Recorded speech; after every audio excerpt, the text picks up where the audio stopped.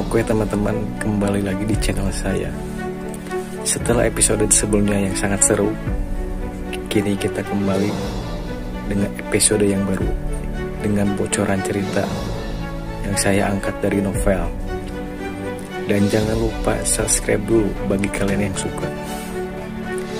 Dan sekarang saya mau menceritakan bocorannya kembali. Dan jangan lupa untuk subscribe, klik loncengnya, dan jangan lupa like. Selamat menikmati. Gaskeun. Setelah Long Hao Chen kembali ke kamarnya, dia segera memasuki kondisi meditasi. Setelah mengetahui keberadaan kakeknya di dunia ini, dia jauh lebih terpengaruh secara emosional daripada yang terlihat. Meditasi yang lama ini menyadarkannya akan pentingnya menjaga kemurnian hati. Oleh karena itu, ia harus menjalani kultivasi untuk kembali ke keadaan tenang dan stabil melalui esensi cahaya. Dengan sangat cepat, dia tenggelam dalam lautan cahaya, sambil memproses pengalamannya dari pertempuran sebelumnya dan kekurangannya. Ini adalah pertama kalinya dia menghadapi langkah ke-9 dalam pertarungan berturut-turut. Meskipun Long Tianying tidak menggunakan kekuatan penuhnya dari awal sampai akhir, pertempuran ini sangat mempengaruhi Long Hao Chen. Secara bertahap, 5 lampu bundar mulai menyala di tubuh bagian atas Long Hao Chen, alisnya, dada, perut bagian bawah dan kedua bahunya. Melalui proses mempelajari kemampuan ksatria secara terus-menerus, dia akhirnya berhasil menembus penghalang langkah ke-8. Dari langkah ke-7 hingga langkah ke-8, seseorang harus terus memanfaatkan energi spiritual untuk akhirnya menerobos, dan setiap rongga spiritual yang didapat menyiratkan bahwa ia akan mampu menggunakan 10.000 energi spiritual lebih banyak. Namun, mendapatkan lebih banyak rongga spiritual bukanlah tugas yang mudah. Setiap pembukaan membutuhkan peluang, pemahaman terhadap tubuh sendiri dan faktor keberuntungan yang tinggi. Oleh karena itu, perjalanan dari langkah ke-8 ke langkah ke-9 dapat digambarkan sebagai proses terobosan yang berkelanjutan. Itu sebabnya jumlah di langkah ke-8 jauh lebih banyak daripada jumlah di langkah ke-9. Dan membuat terobosan terakhir untuk menghasilkan rongga spiritual ke-9 sangatlah sulit. Aspek inilah yang membuat terobosan dari langkah ke-8 ke langkah ke-9 menjadi yang tersulit. Oleh karena itu, sebagian besar di puncak langkah ke-8, termasuk Ksatria, akan berhenti di puncak langkah ke-8, dan tidak melewati ambang batas 100.000. Hanya ketika seseorang berhasil mendapatkan rongga spiritual ke-10 ini setelah menembus 90.000, barulah dia bertekad untuk mencapai terobosan ke langkah ke-9.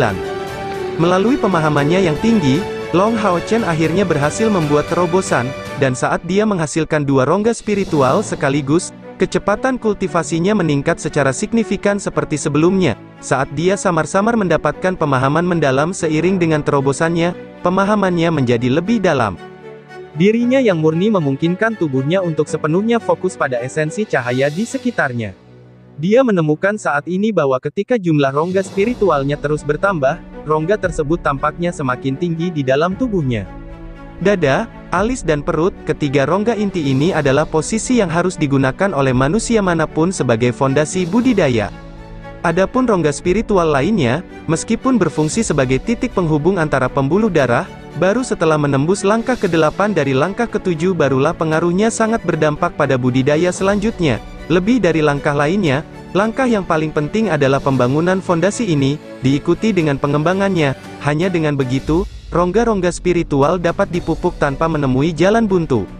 Long Hao Chen sedang dalam perjalanan untuk memahami konsep-konsep penting ini. Tulang punggung dan alis terhubung ke kepala, dan perut serta perut terhubung ke batang tubuh. Yang berikut ini adalah yang berhubungan dengan anggota badan. Bagian utama tubuh memang dapat diringkas sebagai kepala, batang tubuh, dan keempat anggota badan. Oleh karena itu, Long Hao Chen memilih tanpa ragu-ragu untuk membangun rongga spiritual terbarunya di pundaknya, dan akhirnya berhasil.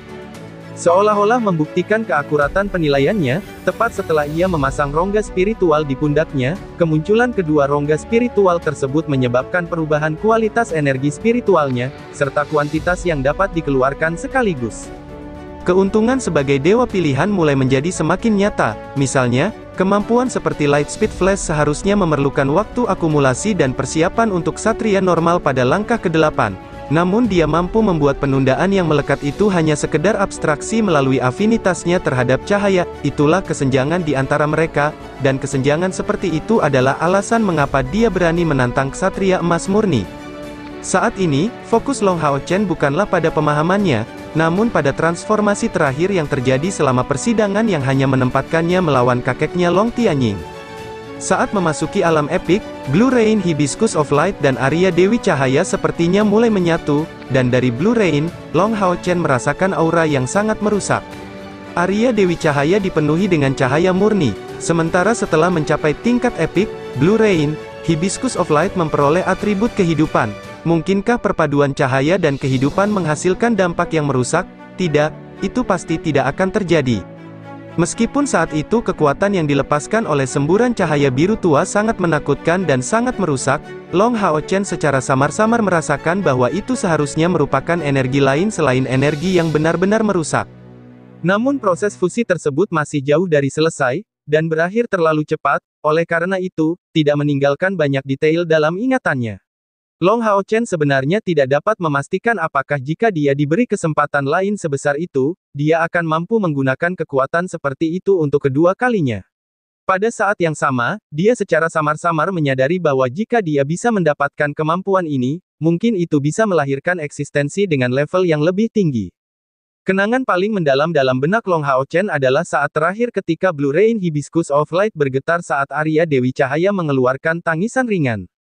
Dengan kata lain, pada akhirnya Blue Rain, Hibiscus of Light tampaknya lebih rendah dibandingkan dengan Arya Dewi Cahaya yang berkuasa, dan akan membutuhkan lebih banyak evolusi untuk menggabungkan keduanya dengan benar. Namun, dia samar-samar merasakan bahwa secara material dan properti, Blue Rain, Hibiscus of Light sudah mendekati batas perkembangannya. Menyelesaikan proses ini tidak akan mudah. Perlahan membuka matanya, Long Hao Chen terkejut saat mengetahui bahwa langit di luar sudah hitam. Mengingat bagaimana jalur gunung penahan naga dibangun di atas gunung, ruangan dengan pemandangan dunia luar sangatlah langka. Long Hao Chen tampaknya memang mendapat perlakuan istimewa. Yating, Long Hao Chen berseru dengan ringan, dengan kilatan cahaya keemasan, Yating muncul di depan Long Hao Chen, melihat lengan dan pahanya yang halus, Long Hao Chen merasa tidak berdaya, pakaian Yating sepenuhnya dibuat sendiri, tapi untungnya, dia sudah terbiasa melihatnya. Long Hao Chen menjawab, kamu seharusnya merasakan bahwa dalam pertempuran sebelumnya, Blue Rain, Hibiscus of Light sepertinya tidak mampu menahan kekuatan Epic Tier.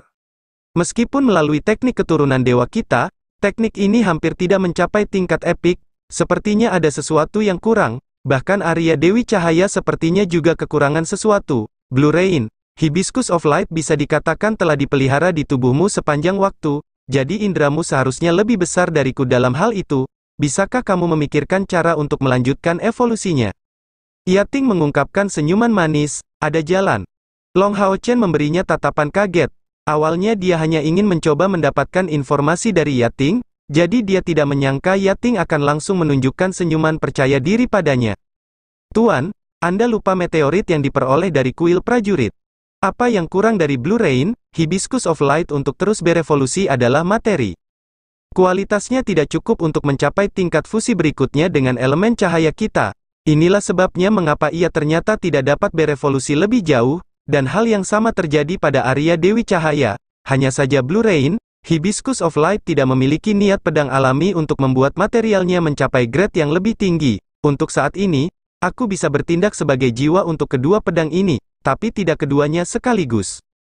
Hanya satu yang bisa dipilih. Seiring kemajuan kultivasi Tuan dan saya sendiri, kedua pedang ini hampir tidak mampu menahan kekuatan jiwa pedang saya. Alasan kenapa aku tidak menjalani fusi sempurna hari ini adalah karena aku ingin menghindari kehancurannya. Meteorit itu terbuat dari bahan yang luar biasa, dan jika dilebur untuk menyempurnakan kedua pedang ini, itu akan mampu memperkuatnya secara signifikan. Selain itu, selama Anda terus menggunakannya, mereka pasti akan berevolusi suatu saat nanti. Bahkan transformasi menjadi artefak ilahi pun tidak terpikirkan. Benar, meteorit itu, mendengar Yating menyebutkannya, mata Long Hao Chen berbinar lagi, dia memang benar-benar melupakannya, dan meninggalkannya di dalam melodi abadi. Lalu bagaimana aku bisa mencium meteorit itu? Haruskah aku mencari bantuan pandai besi? Long Hao Chen bertanya. Yating menggelengkan kepalanya, dengan kualitas kedua pedang saat ini, aku khawatir kekuatan manusia tidak akan mampu mengubahnya. Namun sebenarnya untuk meleburnya sangatlah mudah, yang diperlukan hanyalah waktu. Kedua pedang ini diberkati dengan spiritualitas, Anda hanya perlu menempelkannya ke meteorit, dan pedang tersebut akan melanjutkan peleburannya sendiri. Ini adalah proses yang sangat sederhana. Mendengar kata-katanya, Long Hao Chen secara alami menjadi sangat gembira. Awalnya termasuk dalam perjanjiannya dengan Yang Hao Han bahwa dia tidak akan menggunakan dua pedang dewa ini.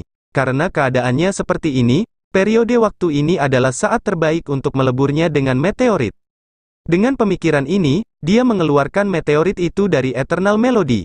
Batuan meteorik ini berukuran cukup besar, dan sekitar sepertiga dari meteorit raksasa yang ditebang Long Hao Chen di kuil prajurit. Long Hao Chen berkata, baik Blue Rain, Hibiscus of Light, dan Arya Dewi Cahaya tampaknya agak tidak mau melalui melodi abadi, tapi saya juga tidak bisa meninggalkannya di sini. Yating menjawab dengan senyuman di wajahnya, setelah mereka mulai menyerap meteorit tersebut, apakah kamu yakin mereka akan mempertahankan pola pikir tidak ingin melalui melodi abadi? Dan siapa bilang mereka perlu menerima melodi abadi? Apakah ia memiliki kemampuan mengasuh mereka? Long Hao Chen memulainya. Benar, meteorit tersebut memiliki beberapa komponen logam, yang mungkin menghalangi pemahaman kedua pedang dewa terhadap melodi abadi. Paling buruk, jika mereka masih tidak mau masuk, dia bisa saja meminta bantuan kakek yang untuk menyimpannya, mereka sementara di perbendaharaan kuil ksatria. Bagaimanapun, tidak ada orang lain selain dia yang bisa menggunakannya. Setelah melalui meditasi ini, kultivasinya pulih sepenuhnya. Dengan kilatan cahaya, Yating mengangkat Blue Rain, Hibiscus of Rain, dan meletakkannya di depan Long Hao Chen. Pedang ini yang telah melalui banyak evolusi menjadi lebih kuat dan lebih kuat mengumpulkan esensi cahaya yang terus mengalir ke dalam. Cahaya emas dan biru muncul secara bersamaan darinya, mencapai kondisi pedang suci hampir seketika. Dengan cahaya, suara yang tajam, riak cahaya diaktifkan, dan Long Hao Chen secara bertahap mendekati kondisi pedang transparan, memusatkan niat pedang. Sementara itu, Blue Rain, Hibiscus of Light mulai mengeluarkan warna putih bersih. Pedang ilahi ditusukkan dalam sekejap, meski keras, meteorit ini hanyalah sebuah benda, di depan energi spiritual Long Hao Chen yang mencapai langkah ke-8, serta Blue Rain, ketajaman Hibiscus of Light, itu terbelah seketika. Seolah mengikuti pola tertentu, Arya Dewi Cahaya menusuk dari sisi lain meteorit tersebut. Dari dua pedang di tangannya, Long Hao Chen merasakan beberapa perubahan diam-diam terjadi. Kedua pedang ini sepertinya memancarkan panas, meskipun Long Hao Chen tidak dapat merasakan fenomena lain yang terjadi saat ini. Tenanglah, Tuan, indraku tidak bisa membodohiku. Saat Yating mengatakan itu, dia merentangkan tangannya, membentuk postur berpelukan, 6 pasang sayap di punggungnya menyala, mengeluarkan cahaya putih lembut, yang menyelimuti meteorit tersebut. Samar-samar orang bisa melihat bentuk tungku besar muncul di punggung Yating. Dengan sekejap, meteorit itu menghilang di tengah cahaya putih yang dipancarkannya. Wajah Yating tampak pucat. Tuan, saya tidak akan dapat membantu Anda untuk jangka waktu tertentu. Saya akan mengabdikan diri saya untuk menggunakan kemampuan pengasuhan yang diberikan oleh tungku suci spiritual untuk penyerapan meteorit oleh kedua pedang. Setelah mengatakan itu, dia berubah menjadi cahaya keemasan yang menghilang di dalam tubuh Long Hao Chen. Pagi selanjutnya, Long Hao Chen bangun pagi-pagi untuk duduk di depan kantor Yang Hao Han, di kursi tertinggi dari semua markas kuil ksatria. Hari ini dia mengenakan pakaian putih, rambut emasnya menutupi bahunya. Pakaiannya sangat polos, tetapi hanya dengan berdiri di sini, Long Hao Chen sepertinya mengeluarkan semacam kehadiran yang eksklusif untuknya, menarik banyak perhatian. Alasan mengapa Long Hao Chen datang pagi-pagi sekali bukan karena dia sangat ingin mendapatkan Gold Essence Armor, melainkan karena dia tidak sabar untuk mulai mengumpulkan 10 juta poin kontribusi. Itu adalah jumlah 10 juta poin. Siapa yang tahu berapa banyak iblis yang harus menjadi persembahan di tangannya sebelum mencapai hitungan ini? Terlebih lagi, ini akan memakan banyak waktu. Untuk bergabung dengan timnya, bergabunglah dengan Chai Er, sesegera mungkin. Dia harus menyelesaikan misi ini secepat mungkin. Yang Hao Han tidak membiarkan Long Hao Chen menunggu terlalu lama. Dibandingkan sebelumnya, serangan iblis telah melemah secara signifikan, tapi sebagai kepala kuil ksatria, tanggung jawab yang dia miliki terlalu banyak. Dalam perang suci ini, Yang Hao Han dan Long Tianying membagi pekerjaan mereka dengan sangat eksplisit. Yang Hao Han bertanggung jawab atas manajemen dan mobilisasi pasukan sementara Long Tianying hanya bertanggung jawab memimpin kekuatan yang bertempur di garis depan. Jika Long Xingyu hadir, dia akan lebih cocok untuk tugas ini mengingat statusnya sebagai Retribution Knight, tapi sayangnya, satu-satunya Retribution Knight di antara ketiga Divine Knight ini menghilang, dan membutuhkan orang lain untuk mengambil alih tugasnya. Long Tianying memikul tanggung jawab ini, karena bagaimanapun, Yang Haohan adalah kepala aliansi kuil juga, dan ada banyak masalah lain yang harus ditangani. Pagi sekali, Yang Haohan memperhatikan Long Hao Chen, menunggu di depan pintunya dan tidak bisa menahan senyumnya. Ikuti aku, mendorong pintu hingga terbuka, dia memasuki kantornya. Setelah membungkuk untuk memberi hormat pada Yang Haohan, Long Hao Chen mengikutinya masuk. Yang Haohan menunjuk ke sofa di dekatnya, mengisyaratkan bahwa Long Hao Chen harus duduk. Long Hao Chen menggelengkan kepalanya, "Kakek Yang, saya bisa tetap berdiri. Silakan periksa poin kontribusi saya ingin memulai misi berikutnya." Yang Haohan tertawa, "Kamu terburu-buru Hao Chen, apakah kamu menyalahkan kakekmu jauh di dalam hati?"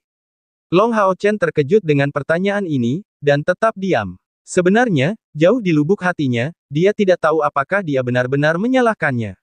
Hanya saja, dia sepertinya tidak bisa memiliki kasih sayang keluarga terhadap kakek tersebut.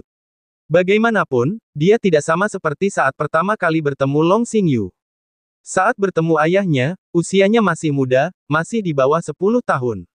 Faktanya, dapat dikatakan bahwa Long Xingyu muncul di saat paling penting di masa mudanya, dan memberikan segalanya untuk mengajar dan menemaninya selama tidak kurang dari 2 tahun. Hal ini melahirkan rasa sayang dan pengakuan yang dimilikinya terhadap ayahnya. Tapi Long Tianying benar-benar berbeda. Ketika Long Hao Chen bertemu kakeknya, dia telah mempertaruhkan nyawanya melawan iblis selama bertahun-tahun. Entah berapa banyak cobaan dan berapa banyak situasi hidup atau mati yang telah dia hadapi. Dan selama ini, di mana kakeknya, selama masa mudanya, dia belum pernah bertemu dengannya sekalipun. Seperti yang dikatakan Long Tianying, itu sama sekali bukan kakek yang memenuhi syarat. Meskipun Long Hao Chen tidak mengungkapkan kesalahannya, membuatnya memiliki perasaan cinta keluarga tidak akan mudah. Yang Haohan menghela nafas melihat ini semua salah perang. Anak muda, jangan salahkan kakekmu, sebenarnya, dia melakukan itu semua atas kemauannya sendiri. Kamu mungkin tidak mengetahuinya, tapi hubungan antara ayahmu dan kakekmu juga tidak baik, dan itu karena peraturan keluarga Long kalian. Nenek moyang dari keluarga Long berjanji bahwa sampai hari kepunahan iblis, generasi muda tidak akan diberikan bantuan apapun. Baik kakek maupun ayahmu tidak mampu mengubah fakta itu. Tempatkan dirimu pada posisinya, sebagai salah satu dari 3 ksatria ilahi di kuil ksatria, dapatkah kamu membayangkan tanggung jawab yang harus dipikul kakekmu? Ayahmu baru menjadi ksatria ilahi 10 tahun yang lalu, tapi sebelum itu, hanya kami berdua. Mengingat berapa banyak waktuku yang harus aku curahkan untuk aliansi, kakekmu bisa dikatakan telah diberi seluruh kendali atas markas besar kuil ksatria kita. Di sini, kakekmu memiliki prestise yang lebih tinggi daripada aku. Sebagai seorang ksatria ilahi, ada terlalu banyak tugas. Dia tidak bisa mengurus keluarganya sendiri. Sebelumnya, setelah nenekmu meninggal di jalur gunung penolak naga ini, dia kembali ke kota setelah 1 hari berkabung di samping peti matinya. Sejak saat itu, saya tidak pernah melihat senyuman di wajah kakekmu. Sebagai seorang laki-laki, tidak menunjukkan emosi bukan berarti tidak punya perasaan. Kakekmu juga mengalami kesulitan. Aku tahu menerima dia secara tiba-tiba sangat sulit bagimu. Tapi aku harap kamu bisa memahaminya. Kakekmu mengabdikan seluruh hidupnya untuk kuil ksatria kami. Dia adalah pahlawan sejati, dan sebagai pahlawan, apa yang dia korbankan melampaui imajinasi orang biasa. Kamu seharusnya bangga memiliki kakek seperti itu, daripada menyalahkannya, paham? Long Hao Chen diam-diam mendengarkan kata-kata Yang Haohan, dan diam-diam mengangguk sebagai jawaban, "Kakek Yang, saya mengerti semua yang Anda katakan, jadi, saya tidak menyalahkan kakek saya sama sekali, hanya saja kemunculannya terlalu mendadak, ayahku bahkan belum pernah memberitahuku tentang keberadaan kakek ini. Saya butuh waktu, bisakah Anda memberi saya waktu?" Yang Haohan menjawab dengan senyuman di wajahnya, "Itu wajar saja. Tidak apa-apa selama kamu tidak merasa bersalah padanya jauh di dalam hati. Ini adalah masalah antara kalian berdua. Saat kalian bergabung di medan perang, kakekmu akan menjadi atasan langsung kamu dan kamu akan segera memahami pahlawan luar biasa seperti apa dia. Dengan dia di jalur gunung penahan naga, bahkan dewa iblis kematian Sami Naga tidak akan berani melancarkan serangan dengan gegabah." Long Hao Chen bertanya, "Kakek Yang, tolong catat jumlah poin kontribusi saya." Mengatakan itu, dia mengulurkan tangannya, memperlihatkan ubin kontribusi di atasnya. Yang Haohan mengangguk dan mengeluarkan perangkat kecil itu, tetapi ketika dia melihat jumlahnya, hitungan poin kontribusi Long Hao Chen telah mencapai 7 digit. "Bagaimana kamu mempunyai begitu banyak poin kontribusi?" Yang Hao Han terkejut. Long Hao Chen tersenyum, jangan lupa bahwa aku membunuh Andromalius, dan iblis yang dibunuh oleh Hao Yue dan Yating semuanya juga dihitung. Saya punya saran, sebagai pemburu iblis pertama yang menghancurkan pilar Dewa Iblis, saya meminta hadiah resmi dari aliansi. Beberapa juta poin kontribusi seharusnya tidak berarti apa-apa di mata Anda, yang terbaik adalah menghitungnya dalam 10 juta yang saya butuhkan. Yang Hao Han dengan menjawab, anak kecil, apakah kamu mencoba memerasku? Long Hao Chen menjawab, kakek yang, ini bukan pemerasan. Melihat ekspresi menyedihkan di wajahnya, Yang Hao Han menggelengkan kepalanya tanpa daya, aliansi telah membicarakan hal ini sejak lama. Prestasimu dalam menghancurkan satu pilar Dewa Iblis adalah pelayanan yang luar biasa bagi aliansi, tapi tidak ada poin kontribusi untuk itu. Tapi kenapa? Long Hao Chen menjawab dengan kaget. Yang Hao Han tersenyum padanya, jika kamu benar-benar menginginkan poin kontribusi, tidak apa-apa, saya dapat memberimu 2 atau 3 juta poin. Tentu saja, mereka tidak akan diperhitungkan dalam misimu mengumpulkan 10 juta poin. Namun, dalam hal ini, kamu bisa melupakan hadiah yang awalnya direncanakan aliansi untuk diberikan kepadamu.